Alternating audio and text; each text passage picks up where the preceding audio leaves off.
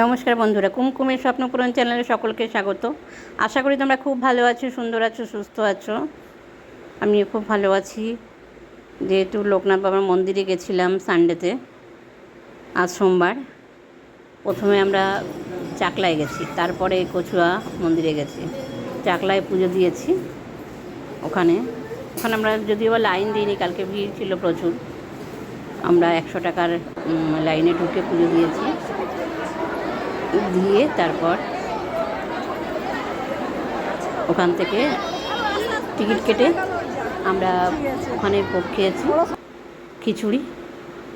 খিচুড়ি দিয়েছে, কুমড়ো আলু ছক্কা আর পায়েস দিয়েছে।